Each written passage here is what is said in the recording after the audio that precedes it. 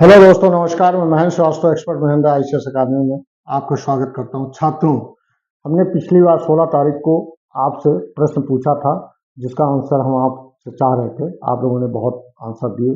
कई हमारे व्हाट्सएप पर कई छात्रों के जो आंसर आए, उसमें कुछ गलतियां भी पाई गई, जिसको मैं आप लोगों को सुधारने के लिए मैं बता रहा हूँ, उसका आंसर बता रहा हूँ। आज आप देखिएगा, हमारी वीडियो देखिए। आगे क्रमशः बढ़ते हुए ब्रह्मांड के अध्ययन को ब्रह्मांड के अध्ययन को क्या कहा जाता है, यानी कि ये यूपीएसआई में पूछा गया था, पीसीएस में पूछा गया जा चुका है और ये आईएएस में भी पूछा जा चुका है।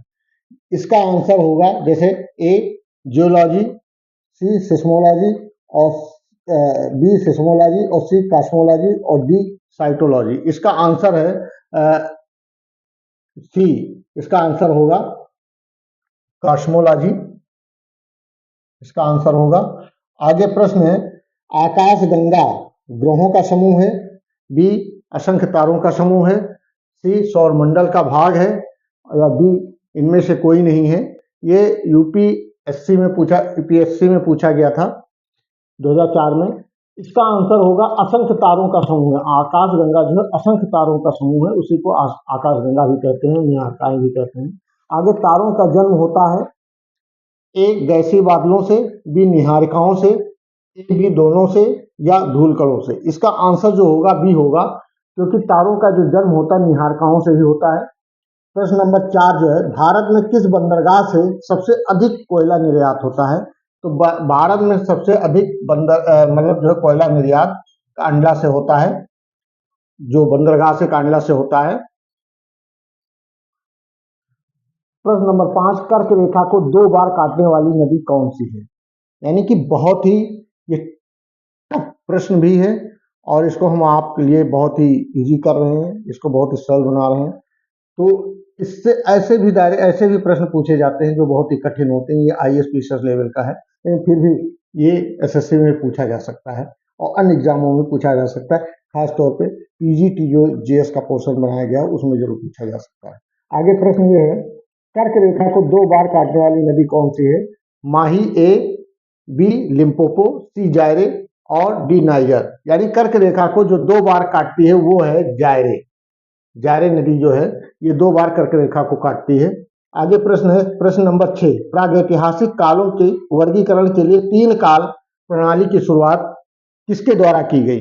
यानी कि जो 3 कालखंडों को ये बांटा गया, किसके द्वारा बांटा गया? ए वारेन हेसलर, बी जॉन मोरे, सी क्रिश्चियन जूर्गेनसन थॉमसन और डी रॉबर्ट थॉमसन। ये प्रश्न, इसका आंसर होगा क्रिश्चियन जूर्गेनसन थॉमसन। इसका आंसर है सी। ये प्रागैतिहासिक कालों के वर्गीकरण के लिए 3 काल प्रणाली की शुरुआत सबसे जो की गई वो क्रिश्चियन जूर्गेनसन थॉमसन के द्वारा की गई थी। इन्होंने ही कालखंड को बांटा था। आगे प्रश्न नंबर 7 है, भारत में शुतुरमुर्ग किस काल में पाए जाते थे? भारत में शुतुरमुर्ग किस काल में पाए जाते थे? बहुत इंपॉर्टेंट प्रश्न है। ये एसएससी में भी पूछा जा चुका है। एसएससी जीडी में 12 फरवरी 2025 को शिफ्ट जो है सेकेंड था, उसमें पूछा गया था। ये जो है ए पुरापाषाण काल, बी अनुपुरापाषाण काल, सी ताम्रपाषाण काल और डी नवपाषाण काल। इसका आंसर जो है शुतुरमुर्ग के जो जीवाश्म पाए गए उसके जो है वो पुरापाषाण काल में पाए गए। ये इसका एक साक्ष्य मिला है कि शुतुरमुर्ग के अंडे के छिलके पाए गए हैं वहां पर, और इसलिए इसका साक्ष्य जो है पुरापाषाण काल में पाया जाता है। कि यानी कि कहने का मतलब है उस समय शुतुरमुर्ग भी हुआ करते थे। यानी कि ये प्रश्न आज हमने आपको आंसर दे दिया है। छात्रों, हमसे इन प्रश्नों के बारे में अगर आपको डीपली नॉलेज लेना है या कुछ भी है, तो या तो आप मेरी क्लास ज्वाइन करिए या फिर हमारे व्हाट्सएप पर जाइए और हमसे हाई लिख करके और उस प्रश्न के बारे में डीपली जानकारी लीजिए। हम आपको बताएंगे, विधिवत बताएंगे। और सबसे बढ़िया फायदा तो ये है कि आप हमसे क्लास लीजिए, तो हम आपको डीपली नॉलेज देते रहेंगे, ऐसे वीडियो बनाते रहेंगे और हम आपको जानकारी देते रहेंगे। जय हिंद, जय भारत, नमस्कार।